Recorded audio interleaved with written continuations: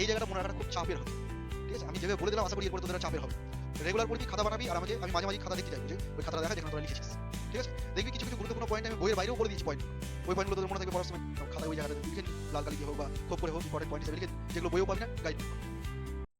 Physical সায়েন্সে নাম তোরা জানিস যে ফিজিক্যাল সায়েন্স একটা সাবজেক্ট, বাট এইটাকে জানিস যে ফিজিক্যাল সায়েন্সে আমরা কোন বিষয়টাকে উদ্দেশ্য করে পড়াশোনা করি?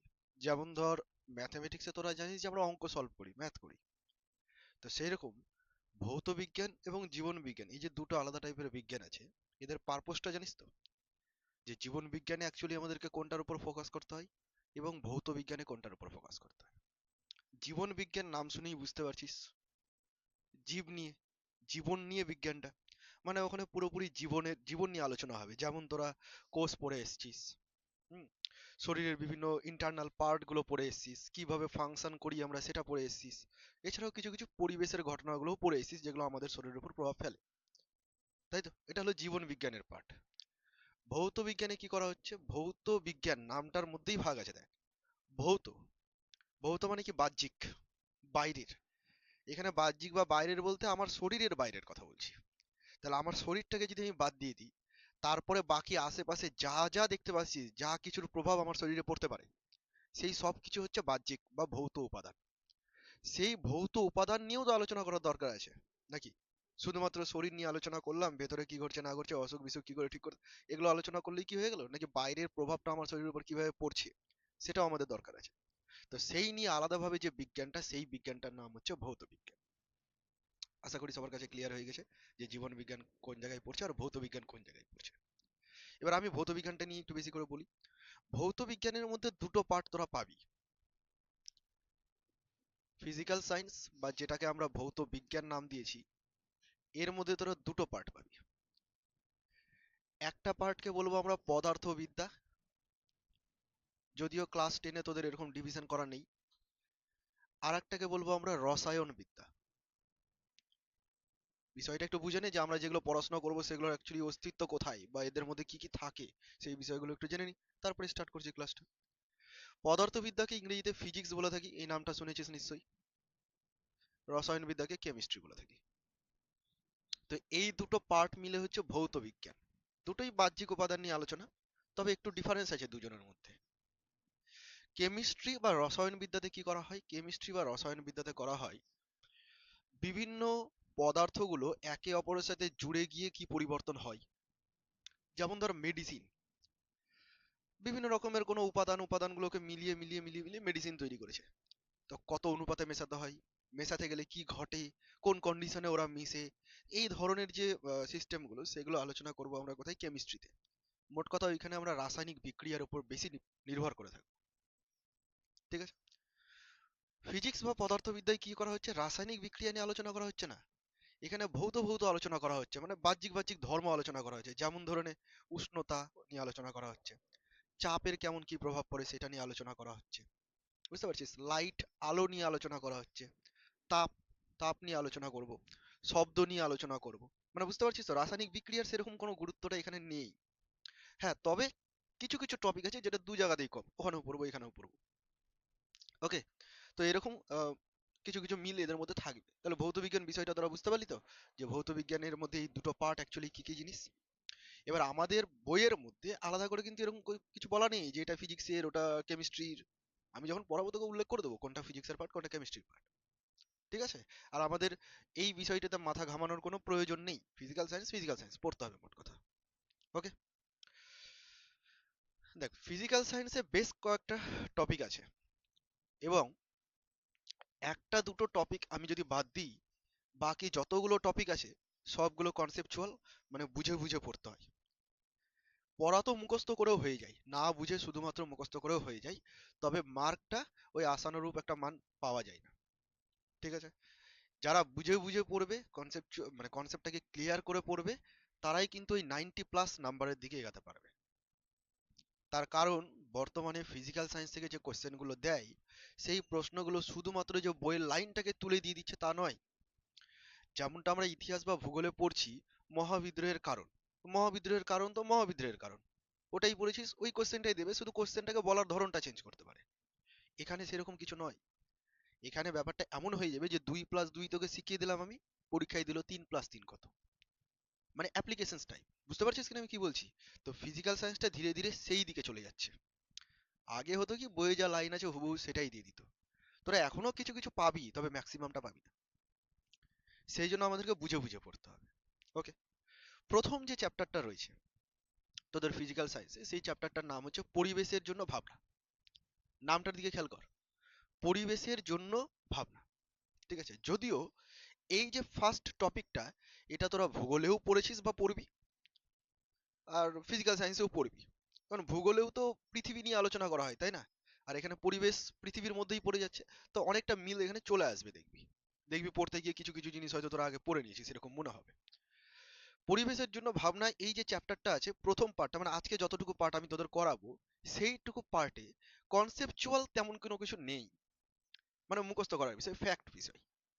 ঠিক আছে, যে এটা হয় ওটা হয়, এখানে এই গ্যাস পাওয়া যায় ওখানে এই গ্যাস পাওয়া যায়, এগুলো মুখস্থ করার বিষয়, এগুলো তোদের কি বোঝাবো তোদের?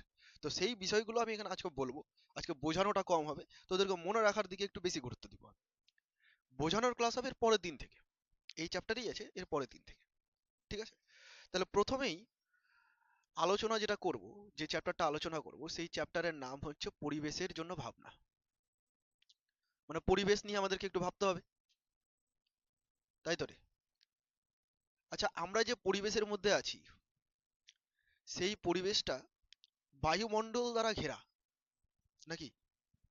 মাছেদের যে পরিবেশটা জল দ্বারা ঘেরা, তাহলে সেই সেন্সে আমি বলছি যে ওদের পরিবেশটা জল, আমাদের পরিবেশ বায়ুমণ্ডল। যে ধর মাটির মধ্যে থাকছে কেঁচো বা মাটির যেসব উগ্র পোকাগুলো আছে, ওদের মানে পরিবেশটা কি হচ্ছে মাটির ভেতরটা। বুঝতে পারলি? তাহলে আমাদের উপরে সচরাচর সব থেকে বেশি প্রভাব যেটা পড়ছে সেটাই বায়ুমণ্ডলের প্রভাব পড়ছে। মাছ যেমন জলের মধ্যে ঘুরে বেড়াচ্ছে, আমরা তেমন কি করছি, বায়ুমণ্ডলের মধ্যে ঘুরে বেড়াচ্ছি। বুঝতে পারলি? তো এই পরিবেশের মধ্যে একটা পার্টিকুলারলি পার্ট, সেটা হচ্ছে বায়ুমণ্ডল। এইটাকে নিয়েই আমরা অ্যাকচুয়ালি আলোচনা করব আজকের ক্লাসে।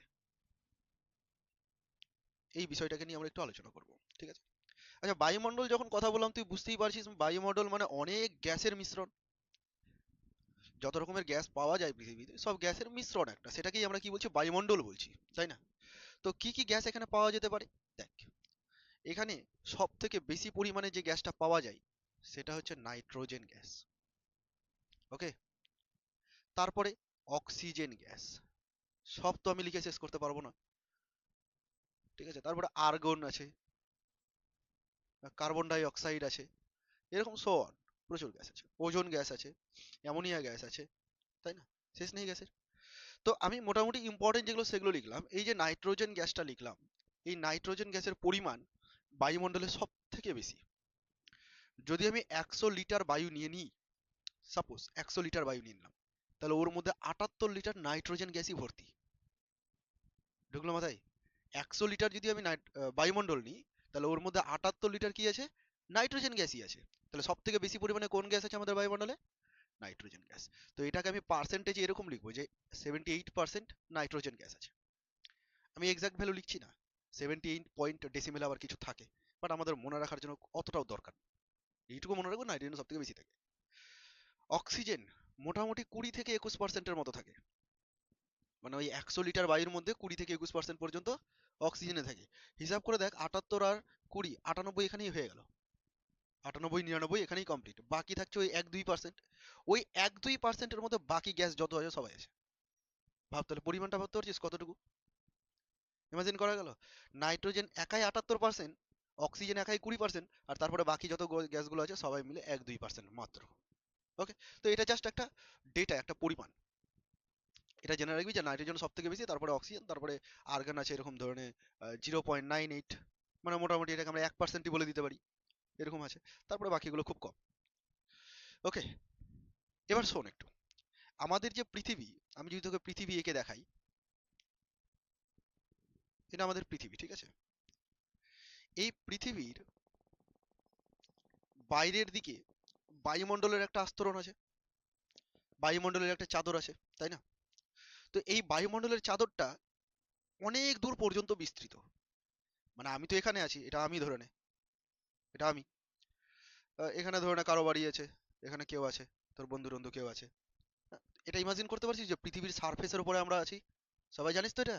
আবার অনেকে এরকম মনে হয় না যে এই লেভেলে একটা আছি, তার উপরে আবার একটা পাতাল লেভেল কি আকাশ লেভেল কি সব গল্প শুনেছি না আমরা? ওইরকম নয় কিন্তু যে আকাশের উপরে আবার কিছু একটা আছে। ছোটবেলায় হয়তো ভাবতাম এগুলো, আজব আজব লাগতো, অ্যাকচুয়ালি তা নয়।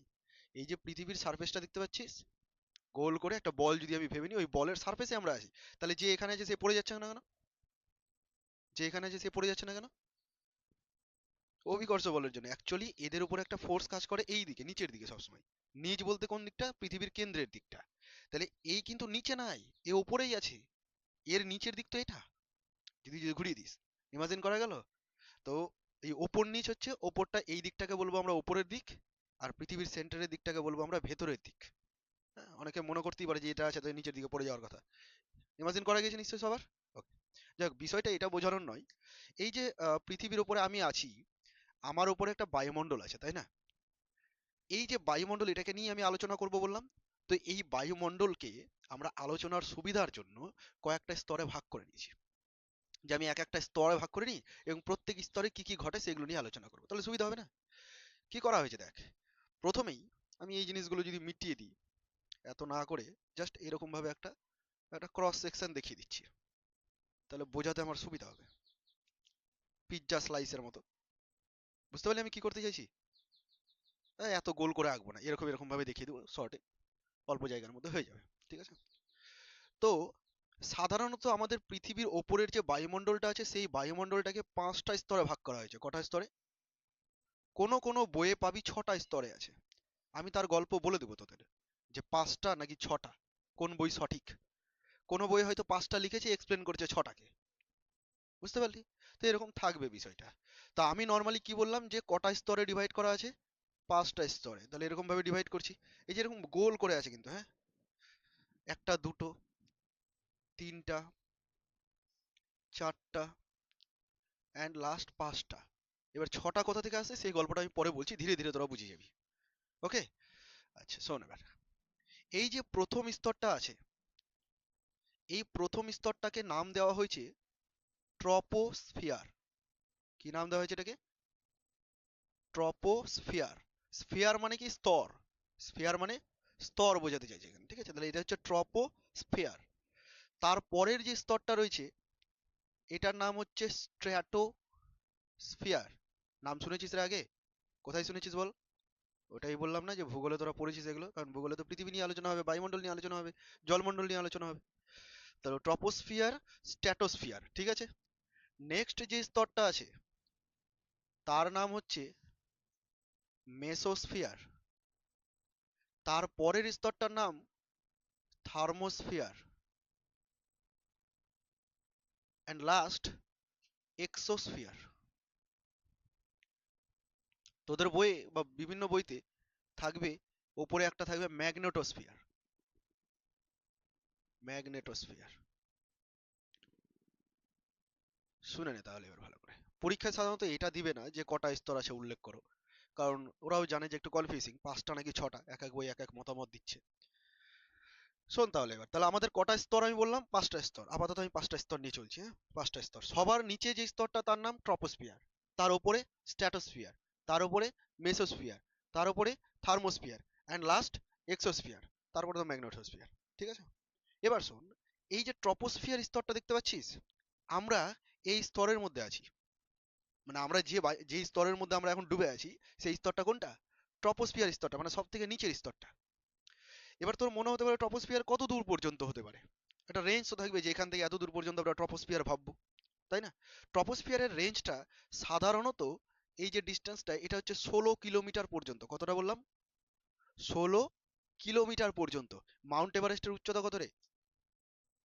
4,000, 8,000, 8,800 সামথিং মিটার। 8,800, 50, 48, এক এক বই এক এক রকম, বা ডেটা বারবার চেঞ্জ হয়ে যাচ্ছে। তো 8,800 সামথিং মিটার। আচ্ছা, 8,000 মিটারও যদি আমি ধরে নিই, 8,000 মিটার মানে হচ্ছে 8 কিলোমিটার। 8,000 মিটার মানে এই রেঞ্জ কত দূর? ইমাজিন করতে পারছিস? মাউন্ট এভারেস্টের ডবল। ক্লিয়ার করা গেছে নিশ্চয়ই? তাহলে ট্রপোস্ফিয়ারের উচ্চতা আমরা কত দূর পর্যন্ত নিই? 16 কিলোমিটার। এবার শোন, ট্রপোস্ফিয়ারের 16 কিলোমিটারকে ওখানে কোনো পর্দা টাঙিয়ে দিয়েছি আমরা, যে এরপরে 16 কিলোমিটার এরপর আর অন্য স্তর শুরু হয়ে যাবে, এরকম কোনো পর্দা টাঙানো নেই।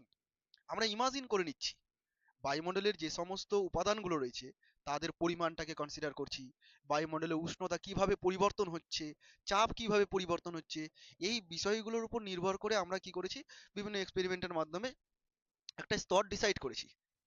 মানে পৃথিবী কোনো স্তর ডিসাইড করে দেয়নি, আমরা কল্পনা করছি, এখানে কোনো লাইন টাইন টানা নেই। ইমাজিন করা গেল নিশ্চয়ই। তাহলে এই যে 16 কিলোমিটার কথাটা বলছি, একদম পারফেক্ট তো বলা সম্ভব নয়, তাই না? একটু কম বেশি হয়েও যেতে পারে, কোনো বই দেখবি 15 কিলোমিটার আছে, কোনো কোনো বইয়ে দেখবি এরকম লেখা আছে যে 10 কিলোমিটার থেকে 16 কিলোমিটার, এই যে রেঞ্জটা, কত থেকে কত, 10 থেকে 16। বলা হয়েছে যে মেরু অঞ্চলে 10 কিলোমিটার হয় আর অন্যান্য অঞ্চলে 16 কিলোমিটার হয়। ব্যাপারটা কেমন? মেরু অঞ্চলের দিকটা একটু চাপা, তাই না রে? নিরক্ষীয় অঞ্চলটা ফাঁপা, এই যে নিরক্ষীয় অঞ্চলটা ফাঁপা আর মেরু অঞ্চলটা একটু চাপা থাকে। তো মেরু অঞ্চলের দিকে কি করছে, একটু কম ডিস্টেন্সেই হয়ে যায়, কত সেটা, 10 কিলোমিটার। আর অন্যান্য অঞ্চলে প্রায় 15-16 কিলোমিটার। তাহলে একটা রেঞ্জ তৈরি করে দিলাম যে 10 থেকে 16 কিলোমিটার। বাট তোকে যদি শুধুমাত্র জিজ্ঞাসা করে যে ট্রপোস্ফিয়ারের রেঞ্জ কত, তুই বলবি 15 থেকে 16 কিলোমিটার বা শুধু 16 কিলোমিটার। কি বোঝা গেল? আর মেরু অঞ্চল বললে 9 থেকে 10 কিলোমিটার। ঠিক আছে, বইগুলোতে দেখবি ডেটাগুলো একটু হেরফের থাকবে এদিক ওদিকে, ঘাবড়ানোর কোনো কিছু নেই। ওকে, যাই হোক, আমি ডিস্টেন্সের গল্প বললাম, ডিস্টেন্সটা মনে রাখাটাও দরকার। তবে এর মধ্যে আরো অনেক বৈশিষ্ট্য তোকে মনে রাখতে হবে। যেমন ট্রপোস্ফিয়ার হচ্ছে যে স্তরের মধ্যে আমরা আছি, তাই না? এই ট্রপোস্ফিয়ারে বায়ুমণ্ডলের সব থেকে বেশি যে উপাদান সেটা ট্রপোস্ফিয়ারের মধ্যেই সীমাবদ্ধ। যদি 100 কেজি বায়ু হয় টোটাল পৃথিবীর বায়ুমণ্ডলে, তাহলে 75 কেজি ট্রপোস্ফিয়ারের মধ্যেই আছে। কি বুঝতে পারলি আমি কি বললাম? যদি 100 কেজি হয় তাহলে 75 কেজি কোথায় আছে? ট্রপোস্ফিয়ারের মধ্যেই আছে। তাহলে ট্রপোস্ফিয়ারের বৈশিষ্ট্যগুলো আমি লিখছি একটা একটা করে।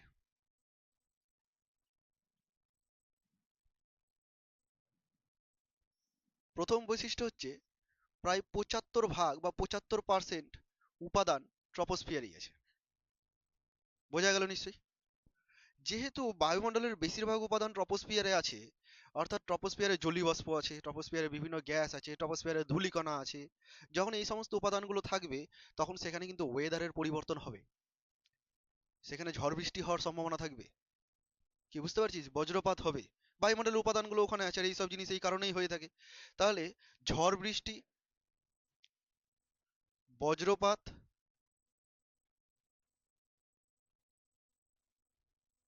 বজ্রপাত, তারপরে আবহাওয়ার পরিবর্তন, এই সমস্ত কিছু কোথায় হচ্ছে? এগুলো সব ট্রপোস্ফিয়ারের মধ্যে হচ্ছে। ক্লিয়ার হলো সবার কাছে? সবার ক্লিয়ার রে? আচ্ছা, যেহেতু সবকিছু এর মধ্যেই হচ্ছে, মানে এই স্তরটা শান্ত থাকতেই পারছে না। ওয়েদারের পরিবর্তন হচ্ছে, ঝড় বৃষ্টি হচ্ছে, শান্ত থাকতেই পারছে না। সেই জন্য এই স্তরটার নাম হচ্ছে ক্ষুব্ধ মণ্ডল। কি বললাম? নাম শুনে বুঝে গেছিস? রেখে থাকছে সবসময়। ক্ষুব্ধ মণ্ডল। ট্রপোস্ফিয়ারকে আমরা কি বলবো? ক্ষুব্ধ মণ্ডল, যে স্তরের মধ্যে আমরা আছি। হুম। ট্রপোস্ফিয়ারে খুব গুরুত্বপূর্ণ পয়েন্ট এটা, ওই যে উষ্ণতা, যে উষ্ণতা কি করে পরিবর্তন হয়, প্রত্যেকটা স্তরে উষ্ণতার পরিবর্তন কমে না বাড়ে, কত উষ্ণতা হয়, সেগুলো মনে রাখা খুব দরকার। এগুলো পরীক্ষাতে শর্ট কোশ্চেন হিসেবে দেয়। আবার তোদেরকে টিকাও লিখতে দিয়ে দেয় যে ট্রপোস্ফিয়ার টিকা লেখো, তখন তোকে বৈশিষ্ট্য সবই লিখতে হবে। ট্রপোস্ফিয়ারে উষ্ণতার যে পরিবর্তনটা হয়, উচ্চতা যত বৃদ্ধি করব, মানে আমি যত উপরের দিকে যাব, উচ্চতা যত বৃদ্ধি পাবে মানে আমি যত উপরের দিকে যাব, এর উষ্ণতা কি হবে বলতো? উষ্ণতা কমবে, হ্রাস পাবে। কারো কারো ডাউট আসছে যে উষ্ণতা হ্রাস পাবে কেন? আমি তো ওপরের দিকে যাচ্ছি, মানে তো আমি সূর্যের দিকে চলে যাচ্ছি, তাহলে তো আমার তাপ বেশি লাগা উচিত, এরকমটা মনে হচ্ছে না? কিন্তু আমি উপরের দিকে উঠতে গেলে উষ্ণতা আবার বলছি আমি কমে যাবে। মাউন্ট এভারেস্টের চূড়ার ছবি দেখেছিস তো? নিচের দিকটা যেমন থাকে থাকে, উপরের দিকটাকে সাদা সাদা করি, যেন বরফে আবৃত, এরকম থাকে কি না? বা পাহাড় রাখতে গেলে তো আমরা তাই করি। কেন করি? উপরের দিকটা বরফ কেন করছি? কারণ উপরের দিকটা ঠান্ডা হচ্ছে, বরফ জমছে। তাহলে এখান থেকে তুই মনে রাখতে পারবি যে যত উপরের দিকে যাব ট্রপোস্ফিয়ারের মধ্যে, যত উপরের দিকে যাব উষ্ণতা কি হবে? হ্রাস পাবে। এবার সূর্যের গল্পটা বলি। সূর্য এসে ডাইরেক্ট বায়ুমণ্ডলকে উত্তপ্ত করে না, করে খুব কম পরিমাণে। ও ডাইরেক্ট এসে ভূপৃষ্ঠকে উত্তপ্ত করে। এবার ভূপৃষ্ঠের সঙ্গে সংলগ্ন বায়ু, তারা তখন উত্তপ্ত হচ্ছে। বুঝতে পারছিস? টা আছে, তার সঙ্গে সংলগ্ন উপরের বায়ু উত্তপ্ত হচ্ছে, তাহলে বুঝতেই পারছিস নিচেরটা বেশি গরম হবে, তারপরে ধীরে ধীরে উপরটা ঠান্ডা, তাই না? তবে বায়ুমণ্ডলের কিছু কিছু কণাকেও উত্তপ্ত করে, তার জন্য আবার হেরফের চলে আসে, বলবো সব। তাহলে ট্রপোস্ফিয়ারের মধ্যে কি হচ্ছে? উচ্চতা বৃদ্ধির সাথে সাথে উষ্ণতা কি হচ্ছে? হ্রাস পাচ্ছে। ঠিক আছে, এই স্তরে উষ্ণতা, এই স্তরের উষ্ণতা -55 বা -56 ডিগ্রি সেলসিয়াসে পৌঁছে যায়, কমতে কমতে। কততে পৌঁছে যায়? -55 56, কোনো বইয়ে -54 লেখা থাকবে। ওকে, মনে রাখবি এটা। 4 নাম্বার পয়েন্ট, এটাও খুব গুরুত্বপূর্ণ একটা পয়েন্ট, সেটা হচ্ছে যে প্রতি 1 কিলোমিটার উচ্চতা যদি বৃদ্ধি করি তাহলে উষ্ণতার যে হ্রাস হয় সেটা মোটামুটি 6.5 ডিগ্রি সেলসিয়াস। ফ্যাক্ট হিসেবে এটা মুখস্থ করে নিতে বোঝাবো কি এগুলো বল, মুখস্থ করার বিষয়। তাহলে 1 কিলোমিটার আমি উপরে যাব 6.5 ডিগ্রি সেলসিয়াস কমে যাবে, গড়ে বলছি। আরো 1 কিলোমিটার যাবো আবার 6.5 ডিগ্রি সেলসিয়াস কমে যাবে। তাহলে এই ডেটাটা কিন্তু খুব গুরুত্বপূর্ণ। সবার ক্লিয়ার হয়েছে? কি কি বললাম এতক্ষণ পর্যন্ত? উপাদান বললাম, ঝড় বৃষ্টি ক্ষুব্ধমণ্ডল বললাম, উচ্চতার সাথে উষ্ণতা বৃদ্ধি পাচ্ছে, আর 1 কিলোমিটারে 6.5 ডিগ্রি সেলসিয়াস উষ্ণতা হ্রাস পাচ্ছে। ওকে, 4 নাম্বার, সরি 5 নাম্বার। যেহেতু এই স্তরে ঝড় বৃষ্টি বজ্রপাত আবহাওয়া এইসব পরিবর্তন হচ্ছে, তো সাধারণত যে এরোপ্লেন গুলো থাকবে তারা এই স্তরের মধ্যে দিয়ে যেতে চাইবে না। সবসময় ঝড় ঝঞ্ঝাট লেগে থাকবে, ওই স্তরের মধ্যে দিয়ে যাবে কি? যাবে না। তুলনামূলক শান্ত যে স্তরটা আছে সেই স্তরে যাবে। তাহলে ট্রপোস্ফিয়ারের মধ্যে দিয়ে কিন্তু এরোপ্লেন যাবে না, মাথায় থাকবে। ট্রপোস্ফিয়ারের মধ্যে দিয়ে কে যাবে না? এরোপ্লেন যাবে না। তবে প্রোপেলার বিমান বলতে তুই এরকম ভাব, হেলিকপ্টার। হেলিকপ্টার তো দেখেছিস, যখন হেলিকপ্টার আসে কাছাকাছি থাকে না, হেলিকপ্টার হচ্ছে প্রোপেলার বিমান, মানে প্রোপেলার দিয়ে চলতে পাখা ঘুরিয়ে চলছে, তাই না? এরোপ্লেন কি পাখা ঘুরিয়ে চলে? এরোপ্লেন পাখা ঘুরিয়ে চলে না। তাহলে যে পাখা ঘুরিয়ে চলছে সে অ্যাকচুয়ালি কি করছে? বায়ুমণ্ডলের উপর প্রেসার দিয়ে উঠছে, বুঝতে পারছিস কি না? তাহলে ওই যে প্রোপেলারটা যে ঘোরাচ্ছে সে বায়ুমণ্ডলের উপর প্রেসার দিবে, তাহলে বায়ুমণ্ডলের সব থেকে বেশি উপাদান ট্রপোস্ফিয়ার আছে, ট্রপোস্ফিয়ারের মধ্যে থাকবে। সেটা হেলিকপ্টারকে কখনো উঁচুতে দেখা যায় না, হেলিকপ্টার আমাদের আশেপাশেই থাকে, আমরা দেখতেই পাই। বোঝা গেল? কিন্তু বিমান, শুধুমাত্র প্লেন বা এরোপ্লেন যদি বলে, সেগুলো ওই যে ছোট্ট তারার মতো দেখতে পায়, অনেক উঁচুতে চলে যায়। ওরা ট্রপোস্ফিয়ার থাকে না, ট্রপোস্ফিয়ার পার করে উপর দিয়ে যায়। কি ঢুকলো মাথায়? কি বললাম? তো এই হচ্ছে তোদের ট্রপোস্ফিয়ারের বৈশিষ্ট্যগুলো। বইয়ে দেখবি এই বৈশিষ্ট্যগুলোই লেখা আছে। ওকে, আচ্ছা, ট্রপোস্ফিয়ারে উচ্চতা বৃদ্ধির সাথে সাথে উষ্ণতা বৃদ্ধি পাচ্ছিল তো। পেতে পেতে এমন একটা অঞ্চল আসবে, কিছুটা অঞ্চল আসবে, যে অঞ্চলে এই যে এই যতটুকু আমি দেখাচ্ছি, এরকম কিছু একটা অঞ্চল আসবে, মোটামুটি 1-2 কিলোমিটারের বিস্তার থাকবে। এই অঞ্চলটাতে গিয়ে উষ্ণতার আর কোনো পরিবর্তন হবেই না, কনস্ট্যান্ট হয়ে গেল উষ্ণতা। 56 -56 কনস্ট্যান্ট, কোনো পরিবর্তন হচ্ছে না। তো ওই যে অঞ্চলটা, যে অঞ্চলে উষ্ণতা পজ করে গেল, পজ মানে বুঝিস তো তোরা, ভিডিও পজ করে দেবো আমরা, থামিয়ে দেওয়া, তো সেরকম পজ করে গেল, সেই অঞ্চলটার নাম হচ্ছে ট্রপোপজ। কি নাম? ট্রপোপজ। তাহলে ট্রপোপজ এই অঞ্চলটাকে কি বলছি আমরা? ট্রপোপজ। ট্রপোপজ ট্রপোস্ফিয়ারের উপরে থাকবে আর স্ট্র্যাটোস্ফিয়ারের নিচে থাকবে। মাথায় ঢুকে গেছে নিশ্চয়ই? ট্রপোস্ফিয়ার নিয়ে সবার ক্লিয়ার হয়ে গেছে? ওকে, এবার আমি স্ট্র্যাটোস্ফিয়ার নিয়ে আলোচনা করব। তাহলে নেক্সট আলোচনা হচ্ছে স্ট্র্যাটোস্ফিয়ার।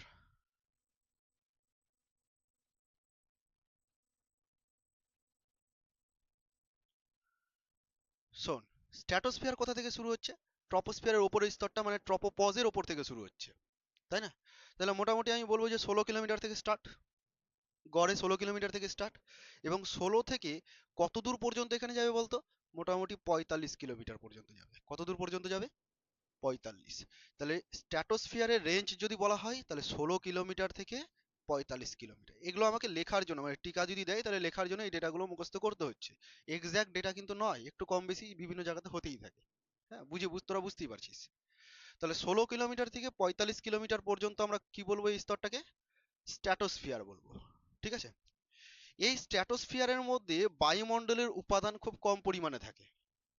যেহেতু বায়ুমণ্ডলের কোনো উপাদান থাকে না, তাহলে এখানে ঝড় বৃষ্টি হওয়ার কোনো প্রশ্ন নেই, এখানে ওয়েদার পরিবর্তন হওয়ার কোনো প্রশ্ন নেই। মানে স্তরটা মোটামুটি শান্ত থাকে। সেই জন্য এই স্তরের আরেকটা নাম হচ্ছে শান্ত মণ্ডল। বল, বুঝতে পারলাম? ক্ষুব্ধমণ্ডল কোনটা রে? ট্রপোস্ফিয়ার, যার মধ্যে আমরা ঢুকে আছি। আর শান্ত মণ্ডল তার ওপরে। ঠিক আছে? যেহেতু এটা শান্ত মণ্ডল সেই জন্য এরোপ্লেন এখান দিয়ে যাওয়া আসা করবে, তাই না? ট্রপোস্ফিয়ার ভেদ করে প্রথমে স্ট্র্যাটোস্ফিয়ারে যাবে, উড়বে, তারপর আবার নামার সময় আবার ট্রপোস্ফিয়ারে ঢুকবে। তাহলে এরোপ্লেন কি করবে? এই স্ট্র্যাটোস্ফিয়ারের মধ্যে যাওয়া আসা করবে। মাথায় ঢুকলো তোদের? এখানে আমাকে উষ্ণতার পরিবর্তনটা দেখতে হবে, যে উষ্ণতা কিভাবে পরিবর্তিত হচ্ছে। উষ্ণতার পরিবর্তন কি হবে? শোন, এর ক্ষেত্রে তো উষ্ণতা যত উপরে গেছিল কম ছিল, তাই না? এবার যত উপরে যাব উষ্ণতা বাড়বে। তোদের মনে রাখাটা খুব সুবিধা হবে। কিভাবে? একটা মনে রাখবি যে কমবে, তারপরটা বাড়বে, তারপরটা আবার কমবে, তারপরটা আবার বাড়বে, এরকম অল্টারনেট হয়ে যাবে, তো মনে রাখা সুবিধা, তাই না? তাহলে স্ট্র্যাটোস্ফিয়ারের ক্ষেত্রে কি হবে? যে আমি উচ্চতা যদি বৃদ্ধি করি, উচ্চতা বৃদ্ধি করব, উষ্ণতা কি হবে? বৃদ্ধি পাবে। উষ্ণতা বৃদ্ধি পাবে। আশা করি বোঝা গেছে। বৃদ্ধি পেতে পেতে ছিল কত রে, -56 ডিগ্রি সেলসিয়াসে ছিল। বৃদ্ধি পেতে পেতে সর্বোচ্চ 0 ডিগ্রি সেলসিয়াসে যেতে পারে। বুঝতে পারছিস, -56 থেকে 0 অনেক বড়। হ্যাঁ, তো বৃদ্ধি পেতে পেতে সর্বোচ্চ কত উষ্ণতায় যেতে পারে, 0 ডিগ্রি সেলসিয়াসে যেতে পারে। ক্লিয়ার হয়ে গেছে নিশ্চয়ই শান্তমণ্ডল সম্পর্কে বা স্ট্র্যাটোস্ফিয়ার সম্পর্কে। স্ট্র্যাটোস্ফিয়ারের মধ্যে কিছুটা জায়গা এরকম আছে, এখানে প্লাস সাইন দিয়ে দিলাম, এখানে মাইনাস সাইন দিয়ে দিলাম। স্ট্র্যাটোস্ফিয়ারের মধ্যে কিছুটা জায়গা আছে, ধরে নে, আমি অন্য কালি দিয়ে দেখাই এটা, ধরে নে মোটামুটি এত দূর পর্যন্ত এই যে জায়গাটা আছে, এইটুকু অঞ্চলের মধ্যে একটা বিশেষ ধরনের গ্যাস থাকে, যে গ্যাসটার নাম হচ্ছে ওজোন গ্যাস। কোন গ্যাস থাকে এখানে, ওজোন গ্যাস থাকে। তো এটা কত দূর পর্যন্ত হয়, এটা মোটামুটি 35 কিলোমিটার আছে ধরে নে, মোটামুটি কত, 35 কিলোমিটার। ঠিক আছে, তো 16 থেকে 35 কিলোমিটার পর্যন্ত বা 15 থেকে, মনে রাখার সুবিধার্থে বলছি, 15 থেকে 35 কিলোমিটার পর্যন্ত এই যে রেঞ্জটা, এখানে ওজোন গ্যাসের পরিমাণ খুব বেশি পরিমাণে থাকে বলে এইটুকু অঞ্চলকে ওজোনোস্ফিয়ার বলে। ওজোন গ্যাস বেশি পরিমাণে আছে সেই জন্য কি বলা হয় এটাকে, কত থেকে কত রেঞ্জ বললাম, 15 থেকে 35 কিলোমিটার, মোটামুটি 20 কিলোমিটার রেঞ্জ। এইটুকু অঞ্চলের মধ্যে ওজোন গ্যাস খুব বেশি পরিমাণে আছে বলে এই অঞ্চলটার নাম কি, ওজোনোস্ফিয়ার। ওজোনোস্ফিয়ার কোন স্তরের মধ্যে আছে, স্ট্র্যাটোস্ফিয়ারের মধ্যে আছে। বোঝা গেল, ওজোনোস্ফিয়ার কিন্তু আলাদা করে আমরা ডিভাইড করছি না, আমরা 5টা ডিভিশন করেছি, তার মধ্যে স্ট্র্যাটোস্ফিয়ারের ভেতরে ওজোনোস্ফিয়ার ঢুকে আছে। ওজোনোস্ফিয়ারে কোন গ্যাস বেশি পরিমাণে আছে, ওজোনোস্ফিয়ারে ওজোন গ্যাস বেশি পরিমাণে আছে, O3। এবং এই ওজোন গ্যাসের খুব গুরুত্ব আছে, এই ওজোন গ্যাস আছে বলেই আমরা পৃথিবীতে টিকে টিকে থাকতে পারছি। ওজোন গ্যাস যদি না থাকতো প্রত্যেকের ক্যান্সার হতো, স্কিন ক্যান্সার, ব্লাড ক্যান্সার, যত রকমের ক্যান্সার হয় যা হয়, ঠিক আছে, ইউভি রশ্মি পড়তো, সানবার্ন হতো, টিকে থাকতে পারতাম না। তো এই ওজোন স্ফিয়ার আছে বলে মহাজাগতিক যে বিভিন্ন ক্ষতিকারক রশ্মিগুলো, যেমন ইউভি রশ্মি, আল্ট্রাভায়োলেট রে, খুব বেশি এনার্জি এর, এই ওজোন স্ফিয়ারকে ভেদ করে ভেতরে আসতে পারছে না। আর এই যদি ভেতরে আসতো তাহলে জীবকুল সৃষ্টি হওয়া সম্ভব হতো না। বোঝা গেল, তাহলে ওজোন স্ফিয়ারের গুরুত্ব আছে, কিন্তু ওকে বাঁচিয়ে রাখা আমাদের দরকার। বর্তমানে এই ওজোন গ্যাসটা ধ্বংস হচ্ছে আমাদের বিভিন্ন ক্রিয়াকলাপের জন্য, যেমন আমরা গাড়ির ধোঁয়া বা কলকারখানার যে ধোঁয়াগুলো বেরাচ্ছে, বিষাক্ত গ্যাসগুলো যাচ্ছে, ওরা গিয়ে ওজোন স্তরের সাথে বিক্রিয়া করছে, বিক্রিয়া করে ওজোন স্তরকে ধ্বংস করছে, আর ধ্বংস করলে ওখান থেকে ইউভি রশ্মি আসবে বলে বর্তমানে আমাদের ক্যান্সারের পেশেন্ট বাড়তে থাকছে। বুঝতে পারলি, তো এই কারণে কিন্তু আমরা পরিবেশকে পড়ছি যে বাহ্যিক প্রভাব আমাদের উপর কিভাবে পড়ছে। ক্লিয়ার হয়ে গেছে। আচ্ছা, তাহলে স্ট্র্যাটোস্ফিয়ার সম্পর্কে আলোচনা করলাম। গুরুত্বপূর্ণ পয়েন্ট হচ্ছে শান্তমণ্ডল, আর গুরুত্বপূর্ণ পয়েন্ট হচ্ছে এখানে ওজোনোস্ফিয়ার আছে। কত থেকে কতর মধ্যে আছে, 15 থেকে 35 এর মধ্যে, আর উষ্ণতা বৃদ্ধির সাথে উচ্চতা বৃদ্ধির সাথে উষ্ণতা বৃদ্ধি পায়। স্ট্র্যাটোস্ফিয়ার ক্লিয়ার হয়ে গেছে। এবার আমরা আলোচনা করব মেসোস্ফিয়ারকে নিয়ে। তাহলে নেক্সট পার্ট হচ্ছে মেসোস্ফিয়ার। মেসো নামটা শুনে কেমন মাঝামাঝি মনে হচ্ছে না, ম দিয়ে মধ্য এরকম বোঝাচ্ছে, দেখো এই মধ্যই আছে, মধ্যেই আছে স্ফিয়ারটা। ঠিক আছে, তো মেসোস্ফিয়ারের বৈশিষ্ট্যটা এবার বলি। আচ্ছা, এখানে একটা জিনিস বলা ভুল হয়ে গেলাম, যে স্ট্র্যাটোস্ফিয়ার এর যে ঊর্ধ্বসীমাটা আছে, সেই ঊর্ধ্বসীমাতে গিয়ে উষ্ণতার আর কোনো পরিবর্তন হবে না, পজ করে যাবে। তাহলে এইটুকু অঞ্চলকে আবার কি বলবো আমি, স্ট্র্যাটোপজ। অর্থাৎ স্ট্র্যাটোস্ফিয়ার আর মেসোস্ফিয়ারের মধ্যে স্ট্র্যাটোপজ আছে, প্রত্যেকটাতে পজ থাকবে। ঠিক আছে, আমি যদি বলতে ভুলেও যাই তোরা মনে রেখে দিতে পারবি যে প্রত্যেকটাতে পজ আছে। এবার এই পজ থেকে শুরু করে, অর্থাৎ 45 কিলোমিটার থেকে শুরু করে মোটামুটি 85 কিলোমিটার, কোনো বইয়ে 80 কিলোমিটার আছে, কোনো ব্যাপার নয়, 85 কিলোমিটার এত দূর পর্যন্ত আরেকটা স্তর। ওকে, এই যে স্তরটা, এই স্তরটার নাম হচ্ছে মেসোস্ফিয়ার। কি বললাম, মেসোস্ফিয়ার। এই স্তরের গুরুত্বপূর্ণ বৈশিষ্ট্য হচ্ছে যে এই স্তরের উষ্ণতা সব থেকে কম হয়। যতগুলো স্তর আমি আলোচনা করছি সব থেকে কম উষ্ণতা, উষ্ণতা কম, সেটা কোন স্তরে আছে, মেসোস্ফিয়ারে আছে। ঠিক আছে, এবং উষ্ণতা কত হতে পারে, মোটামুটি -92 ডিগ্রি সেলসিয়াস, কোনো বইয়ে -93ও পেয়ে যাবি। হ্যাঁ, -92 মুখস্থ রাখ, -92 ডিগ্রি সেলসিয়াস পৌঁছে যায়। সব থেকে কম উষ্ণতা আমাদের বায়ুমণ্ডলের এটা। তো যেহেতু এই স্তরের উষ্ণতা সব থেকে কম, সেই জন্য এই স্তরটার নাম হচ্ছে শীতলতম স্তর। ক্লিয়ার হলো, এই স্তরটার নাম কি, শীতলতম স্তর। তাহলে বায়ুমণ্ডলের শীতলতম স্তর হচ্ছে মেসোস্ফিয়ার। বোঝা গেল। ওকে, আর কি আলোচনা করা যেতে পারে এই মেসোস্ফিয়ারের মধ্যে, আর তেমন কোনো কিছু আলোচনা করার নেই। আচ্ছা, মেসোস্ফিয়ারের ওই ঊর্ধ্বসীমাতে গিয়ে আবার মেসোপজ চলে আসবে। ঠিক আছে, মেসোস্ফিয়ারের এই ঊর্ধ্বসীমাতে কি আসবে, মেসোপজ আসবে। তাহলে আমি কটা বৈশিষ্ট্য আলোচনা করলাম, দুটো বৈশিষ্ট্য আলোচনা করলাম। এক বললাম যে 45 কিলোমিটার থেকে শুরু করে 85 কিলোমিটার পর্যন্ত মোটামুটি মেসোস্ফিয়ার থাকবে। আর একটা বললাম যে উষ্ণতা কমতে থাকবে এই স্তরে। যেহেতু এখানে বেড়েছে পজিটিভ হয়েছে, তাহলে এখানে কি হবে? নেগেটিভ হবে। এবার উষ্ণতা কমতে থাকছে, তাহলে এই স্তরে উষ্ণতা কমতে থাকছে, 2 নম্বর বৈশিষ্ট্য। 3 নম্বর বৈশিষ্ট্যতে বলবো যে এই স্তরের সর্বনিম্ন উষ্ণতা -92°C, বলে একে আমরা শীতলতম স্তর বলি। হয়ে গেল, 3-4টা বৈশিষ্ট্য কমপ্লিট হয়ে গেছে। মেসোস্ফিয়ার ছোট্টখাট্ট ছিল। নেক্সট আলোচনা হবে থার্মোস্ফিয়ার। প্রত্যেকটা স্তরের কিন্তু গুরুত্ব আছে। থার্মোস্ফিয়ার,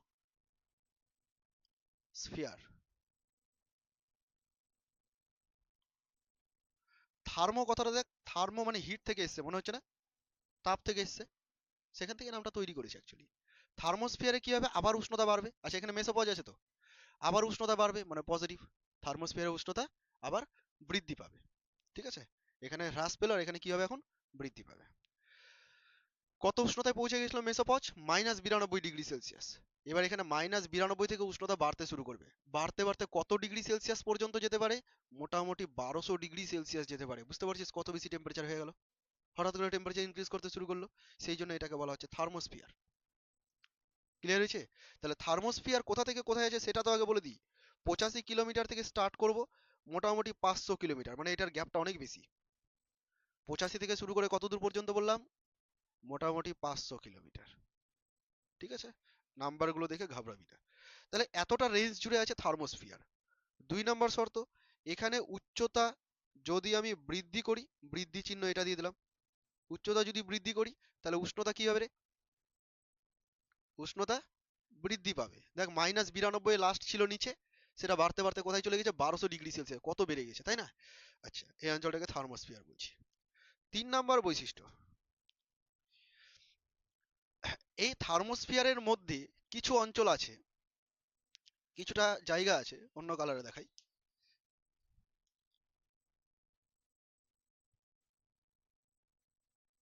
কিছুটা জায়গা আছে, এরকম কিছুটা জায়গা আছে, যেইটুকু অঞ্চলের নাম দেওয়া হয়েছে আয়োনোস্ফিয়ার। কি বললাম? আয়োনোস্ফিয়ার। তা থার্মোস্ফিয়ারের মধ্যে আরেকটা ছোট্ট একটা পার্ট আছে যাকে আমরা বলছি আয়োনোস্ফিয়ার। আয়োনোস্ফিয়ার নামটা এসেছে আয়ন থেকে। আয়ন কেন?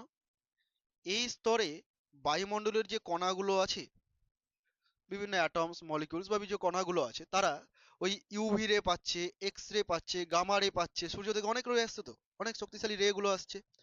তো সেই রে গুলো দ্বারা আয়নে পরিণত হয়ে যাচ্ছে। ক্যাটায়ন অ্যানায়ন পড়িনি আমরা? ইলেকট্রন গ্রহণ বর্জন দিয়ে আয়নে কনভার্ট হয়ে যাচ্ছে। ওখানে কি অবস্থায় আছে? তারা আয়ন অবস্থায় আছে। সেই জন্য ওইটুকু স্তরকে কি বলা হয়েছে? আয়োনোস্ফিয়ার বলা হয়েছে। ক্লিয়ার হলো? বুঝতে পারলি? আচ্ছা, এই আয়োনোস্ফিয়ারের গুরুত্ব আছে। এই আয়োনোস্ফিয়ারের জন্য এখান থেকে বেতার তরঙ্গ, মানে রেডিও ওয়েভ, রেডিও শুনেছিস কেউ?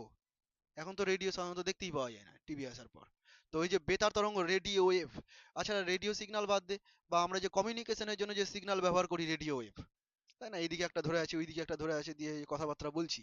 তো সেই বেতার তরঙ্গটা ভূপৃষ্ঠ থেকে যায়, আয়োনোস্ফিয়ারে রিফ্লেক্ট করে আবার পৌঁছায়। তাহলে আয়োনোস্ফিয়ার আছে বলে এই বেতার তরঙ্গকে রিফ্লেক্ট করা যাচ্ছে। বুঝতে পারলি? তাহলে একটা গুরুত্বপূর্ণ কাজ আয়োনোস্ফিয়ারের, সেটা কি? বেতার তরঙ্গে প্রতিফলিত করা। বেতার তরঙ্গকে প্রতিফলন। আয়োনোস্ফিয়ার কি আলাদা কোনো স্তর? না, আয়োনোস্ফিয়ার হচ্ছে থার্মোস্ফিয়ারের একটা পার্ট, যেমনটা ওজোনোস্ফিয়ার স্ট্র্যাটোস্ফিয়ারের একটা পার্ট ছিল। সবার ক্লিয়ার হয়ে গেছে আশা করি। থার্মোস্ফিয়ার সম্পর্কে কোনো সমস্যা নেই। আবার ওখানে থার্মোপজ চলে আসবে। থার্মোপজের পর এই 500 কিলোমিটারের পরে মোটামুটি ধরে নে তুই, আহ, কত ধরবো এখানে, 500-র পরে মোটামুটি ধরে নে 800 কিলোমিটার, কোনো বই 750 কিলোমিটার এরকম থাকবে। ঠিক আছে, তো এই 500 থেকে শুরু করে 800 কিলোমিটার। আচ্ছা, এটাতে যাওয়ার আগে এখানে আরেকটা লাইন বলতে আমি ভুলে গেলাম, সেটা বলে দিই। আন্তর্জাতিক স্পেস স্টেশন, 4 নম্বর পয়েন্ট। আন্তর্জাতিক স্পেস স্টেশন মানে হচ্ছে international space station. Space station হয়, তোরা বুঝিস তো, যেমন রেল স্টেশন হয় সেরকম, বাস স্ট্যান্ড হয় সেরকম, তোর স্পেস স্টেশন হয়। মানে সেখানে একটা স্টেশন ফিক্সড করা থাকে। স্টেশন বলতে ধর ওখানে আর্টিফিশিয়াল একটা স্যাটেলাইট রেখে দিয়েছে, এবার নিচ থেকে কোনো স্যাটেলাইট গিয়ে ওখানে কন্ট্যাক্ট করবে, একটা স্টেশনের মতো। তো সেটাকে বলছি আমরা। তো এরকম একটা ইন্টারন্যাশনাল স্পেস স্টেশন আছে, ইন্টারন্যাশনালি অ্যাকসেপ্টেড। তো সেই স্টেশনটা কোথায় আছে? ওটা থার্মোস্ফিয়ারের মধ্যে আছে। থার্মোস্ফিয়ারের মধ্যে কত উচ্চতায় আছে এটাও মনে রাখবি। মোটামুটি 380 কিলোমিটার উচ্চতায়, 380 বা 340 এরকম রেঞ্জের মধ্যে থাকে। ঠিক আছে, এই উচ্চতায় কি আছে? একটা আন্তর্জাতিক স্পেস স্টেশন আছে। শুধু স্পেস স্টেশন আলাদা জিনিস, যেটা বিভিন্ন দেশের হয়, আর আন্তর্জাতিক স্পেস স্টেশন যেটা সবাই মিলে ব্যবহার করতে পারবে। ঠিক আছে? তো আন্তর্জাতিক স্পেস স্টেশন কোথায় আছে? 340 থেকে 380, যেটা কার মধ্যে পড়ছে? থার্মোস্ফিয়ারের মধ্যে পড়ছে। মনে রাখতে পারবি তো? এই পয়েন্টগুলো কিন্তু খুব গুরুত্বপূর্ণ। হয়ে গেল এটা থার্মোস্ফিয়ার কমপ্লিট। এরপরে আমি আলোচনা করতাম এক্সোস্ফিয়ারটাকে নিয়ে। এক্সোস্ফিয়ারটাকে কোনো কোনো বইয়ে বলেছে যে বায়ুমণ্ডলের বাইরের স্তর সব থেকে, কোনো কোনো বই বলেছে যে না, এক্সোস্ফিয়ারের পরে আবার ম্যাগনেটোস্ফিয়ার। তোরা ভূগোলে ম্যাগনেটোস্ফিয়ার পড়েছিস? পড়েছিস তো ভূগোলে? ম্যাগনেটোস্ফিয়ার নামটা ভূগোলে পড়েছিস। আমি বলছি যে অ্যাকচুয়ালি এরকম কেন হচ্ছে, এই সমস্যাটা কেন হচ্ছে। এক্সোস্ফিয়ার কোথা থেকে শুরু হচ্ছে রে? 500 কিলোমিটার থেকে শুরু করে কত দূর পর্যন্ত? মোটামুটি 800 কিলোমিটার। কোনো কোনো বইতে 750 কিলোমিটারও থাকতে পারে। ঠিক আছে? তাই এত দূর পর্যন্ত এক্সোস্ফিয়ার আসে। এক্সোস্ফিয়ারে কি হবে দেখ, এটা তো উষ্ণতা 1200 ডিগ্রি সেলসিয়াস বলে দিয়েছিলাম, তাই না? এক্সোস্ফিয়ারের উষ্ণতা আবার বাড়বে, 1200 থেকে 1600 ডিগ্রি সেলসিয়াস হয়ে যাবে। তাহলে একটু রেঞ্জটা বুঝে নে। কমছিল, বাড়ছিল, কমছিল, বাড়ছিল, বাড়ছিল। ওকে, 1200 থেকে কত গেল? 1600। খুব একটা বেশি পরিবর্তন ওই অনুযায়ী হয়নি, যতটা মেসোস্ফিয়ার থেকে হঠাৎ করে পরিবর্তন হয়ে গেছিল। ঠিক আছে? তাহলে 1200 থেকে 1600 ডিগ্রি, মানে এখানকার এক্সেস টেম্পারেচার হচ্ছে 1600 ডিগ্রি সেলসিয়াস। এই উষ্ণতায় যেতে পারে। তাহলে আমি একটা পয়েন্ট লিখে রাখলাম যে 500 থেকে শুরু করে 800 কিলোমিটারের মধ্যে এটা সীমাবদ্ধ আছে। 2 নাম্বার পয়েন্ট লিখে রাখলাম যে এখানে 1200 থেকে 1600 ডিগ্রি সেলসিয়াসের টেম্পারেচার থাকে। ঠিক আছে? উচ্চতা বৃদ্ধির সাথে 3 নাম্বার পয়েন্টই দিয়ে দিব যে উচ্চতা বৃদ্ধি পাচ্ছে। উচ্চতা বৃদ্ধি পাচ্ছে মানে উষ্ণতা কি হচ্ছে রে? উষ্ণতা বৃদ্ধি পাচ্ছে এখানে। ঠিক আছে? যদি এখানে কি ইররেগুলার হয়ে যায়, বৃদ্ধি হ্রাস ঠিক মতো হয় না, ইররেগুলারিটি চলে আসে, তবু মনে রাখার সুবিধার্থে আমি তোকে বলে দিলাম। এতদূর পর্যন্ত ক্লিয়ার হয়ে গেছে? আরো কিছু গুরুত্বপূর্ণ পয়েন্ট শুনে নে। এক্সোস্ফিয়ারের মধ্যে, এই এক্সোস্ফিয়ার স্তরটার মধ্যে এখানে কৃত্রিম উপগ্রহ মানে কি বলতো? স্যাটেলাইট। ঠিক আছে? কৃত্রিম উপগ্রহ মানে কি? স্যাটেলাইট, কৃত্রিম উপগ্রহ। তারপরে মহাকাশ স্পেস স্টেশন, মহাকাশ স্পেস স্টেশন। ঠিক আছে? এই সব জিনিসগুলো কোথায় থাকে? এক্সোস্ফিয়ারে থাকে। বুঝতে পারলি? এখানে এক জায়গায় প্রশ্ন আমি লিখেছি আন্তর্জাতিক স্পেস স্টেশন। যখন উল্লেখ করে দিবে আন্তর্জাতিক, বলবি থার্মোস্ফিয়ার। আর যদি আন্তর্জাতিক না বলে জাস্ট স্পেস স্টেশন, চলে যাবি এক্সোস্ফিয়ারে। মনে থাকবে কি না? ভুলাবে না তো? এটা কিন্তু বিভিন্ন বইয়ে বিভিন্ন রকম ভাবে লেখা আছে, আমি যেটা বলে দিলাম এটাই মনে রাখবি। পারলে খাতায় লিখে রাখতে পারিস এই পয়েন্টটাকে, যে আন্তর্জাতিক স্পেস স্টেশন যদি বলে তাহলে থার্মোস্ফিয়ারে যাব, আর যদি আমাকে শুধু স্পেস স্টেশনের কথা বলে তাহলে আমি কোথায় যাব? এক্সোস্ফিয়ারে যাব। ঠিক আছে? নেক্সট, লাস্ট একটা পড়ে থাকছে ম্যাগনেটোস্ফিয়ার। ম্যাগনেটোস্ফিয়ার কোথা থেকে শুরু হচ্ছে? 800 কিলোমিটারের পরে শুরু হচ্ছে, যত দূর যেতে পারি আমি। মানে বাইরের যা স্তরটা, স্পেসটা পড়ে থাকলো, সেটাকে বলছি আমরা ম্যাগনেটোস্ফিয়ার। ম্যাগনেটোস্ফিয়ার নামটা এসেছে ম্যাগনেট থেকে। পৃথিবীর একটা ম্যাগনেটিক এফেক্ট আছে, চুম্বকের মতো কাজ করে। তো তার প্রভাব যত দূর পর্যন্ত স্তরটাকে বলবো আমরা ম্যাগনেটোস্ফিয়ার। থিওরিটিক্যালি অসীম পর্যন্ত এটা বিস্তার থাকবে, অনেক দূর পর্যন্ত থাকবে। সেই জন্য ম্যাগনেটোস্ফিয়ারের কোনো শেষ নেই, অনেক দূর পর্যন্ত ম্যাগনেটোস্ফিয়ার আছে। ঠিক আছে? এই ম্যাগনেটোস্ফিয়ারটাকে কোনো কোনো বইতে বায়ুমণ্ডলের স্তর ধরছে না, তার কারণটা হচ্ছে যে বায়ুমণ্ডলের উপাদান কমতে কমতে এক্সোস্ফিয়ারে এতটাই কমে যায় যে ম্যাগনেটোস্ফিয়ারে বায়ুমণ্ডলের কোনো উপাদান নেই বললেই চলে। এবার যদি বায়ুমণ্ডলের কোনো উপাদানই না থাকে তাহলে সেটা বায়ুমণ্ডলের স্তরই না। এই সেন্সে কোনো কোনো বই বাদ দেয়। ঠিক আছে? বাট তোরা মনে রাখতে পারছিস যে টোটাল 5টা ভাগ, আর যদি প্রয়োজন থাকে তো 6টাও বলে দিতে পারি। ঠিক আছে? ডিমান্ড অনুযায়ী 6টা বলতে পারি। এই হচ্ছে তোদের বায়ুমণ্ডলের স্তর। বুঝতে কারো সমস্যা হলো? ক্লিয়ার হয়ে গেছে তো? আমি একবার রিক্যাপ করে নিই প্রথম থেকে কি কি বললাম শর্টে। ঠিক আছে? আচ্ছা, বায়ুমণ্ডল কাকে বলে? বায়ুমণ্ডল হচ্ছে পৃথিবীকে চাদরের মধ্যে ঘিরে রেখেছে যে গ্যাসীয় উপাদান, তাকে আমরা বলছি বায়ুমণ্ডল। বিস্তার তো বুঝতেই পারছিস, 0 থেকে শুরু করে কত দূর যেতে পারে? 16,000 15,000 কিলোমিটার পর্যন্ত চলে যেতে পারে, এতটা ডিস্টেন্স। কটা স্তরে ভাগ করেছি? 5টা স্তরে ভাগ করেছি। ট্রপোস্ফিয়ার, স্ট্র্যাটোস্ফিয়ার, মেসোস্ফিয়ার, থার্মোস্ফিয়ার, আর এক্সোস্ফিয়ার, লাস্ট ম্যাগনেটোস্ফিয়ার। আমরা কোন স্তরের মধ্যে আছি বলতো? ট্রপোস্ফিয়ারের মধ্যে আছি। ট্রপোস্ফিয়ারের উচ্চতার লিমিট কত থেকে কত? 0 থেকে শুরু করে 16 কিলোমিটার, বা 10 থেকে 16 বলতে পারি আমি। মেরু অঞ্চলে 10 কিলোমিটার। আচ্ছা, এই স্তরে উষ্ণতা বৃদ্ধি পায় না হ্রাস পায়? উচ্চতা বৃদ্ধির সাথে উষ্ণতা হ্রাস পায়। মনে রাখবো কি করে? মাউন্ট এভারেস্টের চূড়া দিয়ে মনে রাখবো। ঠিক আছে? মাউন্ট এভারেস্টের ডবল বানিয়ে দিবি। 8 কিলোমিটার মাউন্ট এভারেস্ট আছে, মোটামুটি 8 কিলোমিটার, এটা 16 কিলোমিটার। মনে রাখার সুবিধা হলো। আর একটা শুরু হয়ে গেল, আমরা বাকিগুলো এবার তুই করতে পারবি। আচ্ছা, এই স্তরকে ক্ষুব্ধমণ্ডল বলা হয় না? কেন বলা হয়? ঝড় বৃষ্টি বজ্রপাত আবহাওয়ার পরিবর্তন সবকিছু কোথায় হচ্ছে? এই স্তরের মধ্যে হচ্ছে বলে এটাকে আমরা কি বলছি? ক্ষুব্ধমণ্ডল বলে থাকছি। আর কি বৈশিষ্ট্য লিখেছিলাম বলতো এখানে? এই স্তরের মিনিমাম টেম্পারেচার কত যেতে পারে? -56 ডিগ্রি সেলসিয়াসে, কোনো বইয়ে -55, কোনো বইয়ে -54, বাট মোটামুটি -56 মনে রেখে দিবি তোরা। -56 ডিগ্রি সেলসিয়াস পর্যন্ত যেতে পারে। আচ্ছা, হেলিকপ্টার কোন স্তরে যাওয়া আসা করবে? ট্রপোস্ফিয়ারে। হেলিকপ্টার কিন্তু স্ট্র্যাটোস্ফিয়ারে যাবে না, এরোপ্লেন স্ট্র্যাটোস্ফিয়ারে। ঠিক আছে। জেট প্লেন কোথায় যাবে বলতো? জেট প্লেন মানে বুঝিস? ফাইটার যে প্লেনগুলো হয়, ওদের তো স্পিড আরো অনেক, প্রচুর স্পিডে যায়, সে চোখের পলকে চলে যাবে। তাহলে ওদেরকে তো শান্তমণ্ডলের মধ্যে দিয়ে যেতে হবে। তাহলে জেট প্লেন যাবে কোথা দিয়ে? বোঝা গেছে নিশ্চয়ই। আচ্ছা, শুধু প্লেন করলেও স্ট্র্যাটোস্ফিয়ার বলে দিবি। ট্রপোস্ফিয়ারের ওপরে কিছুটা পর্যন্ত উষ্ণতা পজ করে যাচ্ছে, এই জায়গাটার নাম কি? ট্রপোপজ। ট্রপোপজের পরে শুরু হচ্ছে স্ট্র্যাটোস্ফিয়ার। স্ট্র্যাটোস্ফিয়ার কত থেকে কত? 16 থেকে 45 কিলোমিটার। ঠিক আছে, 16 থেকে 45 কিলোমিটার পর্যন্ত স্ট্র্যাটোস্ফিয়ার। এই অঞ্চলের আরেকটা নাম কি? শান্তমণ্ডল। কেন? বায়ুমণ্ডলের উপাদান কম, তোর ঝড় বৃষ্টি হয় না, আবহাওয়ার পরিবর্তন হয় না, পরিবেশটা শান্ত থাকে বলে এটার নাম হচ্ছে শান্তমণ্ডল। আচ্ছা, আর কি বললাম যে এখানে 35 কিলোমিটার পর্যন্ত আর একটা ওজোন গ্যাসের লেয়ার আছে, সেই স্তরটাকে নাম দিয়েছি ওজোনোস্ফিয়ার। ওজোনোস্ফিয়ারের গুরুত্ব আমি তোদেরকে বলে দিয়েছি। ওজোনোস্ফিয়ার থাকে, ওজোনোস্ফিয়ার নিয়ে আলাদা করে পড়বো, সেটা নেক্সট ক্লাসে পড়বো, সেই জন্য একটুখানি বলে দিলাম। আচ্ছা, আর কি আছে রে? উচ্চতার সাথে উষ্ণতা কি হয় এখানে? বৃদ্ধি পায়। উষ্ণতা বৃদ্ধি পাচ্ছে, বৃদ্ধি পেতে পেতে কত হতে পারে? 0 ডিগ্রি সেলসিয়াসে যেতে পারে। -56 থেকে বাড়তে বাড়তে কোথায় যাবে? 0 ডিগ্রি সেলসিয়াস ম্যাক্সিমাম যাবে। তারপরে শুরু হবে কি? স্ট্র্যাটোপজ। স্ট্র্যাটোপজের পরে আবার শুরু হয়ে যাচ্ছে মেসোস্ফিয়ার। কত থেকে কত উষ্ণতা উচ্চতা বল? 45 থেকে শুরু, 85, 40-এর গ্যাপ। 45 থেকে শুরু, 85। আমি তো ধর মনে রাখার হিসেবে কিন্তু ডেটাগুলোকে লিখেছি যাতে মনে রাখতে পারিস। 45 থেকে 85, এটা কি বললাম? কোন স্তর এটা? মেসোস্ফিয়ার। মেসোস্ফিয়ারকে কোন স্তর বলা হয়? শীতলতম স্তর বলা হয়। কেন বলা হয়? এই স্তরের উষ্ণতা বায়ুমণ্ডলের সব থেকে কম উষ্ণতা। কত সেটা? -92, -93 এরকম। ঠিক আছে, -92 ডিগ্রি সেলসিয়াস সব থেকে কম। আচ্ছা, তারপরে আর কি বললাম? মেসোস্ফিয়ারের মধ্যে তেমন কোনো আর বৈশিষ্ট্য বলিনি। মেসোস্ফিয়ারের পরে মেসোপজ হয়ে গেল। তারপরে শুরু হচ্ছে থার্মোস্ফিয়ার। থার্মোস্ফিয়ার 85 থেকে শুরু করে 500, অনেক গ্যাপ, তাই না? এই স্তরে উষ্ণতা অনেক বৃদ্ধি পায়। -92 ছিল, সেখান থেকে বৃদ্ধি পেয়ে পেয়ে কত হলো? 1200 ডিগ্রি সেলসিয়াস হয়ে গেল। সেই জন্য এই স্তরের নাম কি? থার্মোস্ফিয়ার। ঠিক আছে। থার্মোস্ফিয়ারের মধ্যে একটা লেয়ার আছে ছোট্ট করে, সেটার নাম কি? আয়োনোস্ফিয়ার। কেন আয়োনোস্ফিয়ার নাম দেওয়া হয়েছে? গ্যাসের অণুগুলো এখানে সূর্যের বিভিন্ন যে রশ্মিগুলো আছে, শক্তিশালী রশ্মিগুলো, তাদের প্রভাবে আয়নে পরিণত হয়ে গেছে। আচ্ছা, এই আয়োনোস্ফিয়ারের গুরুত্ব কি?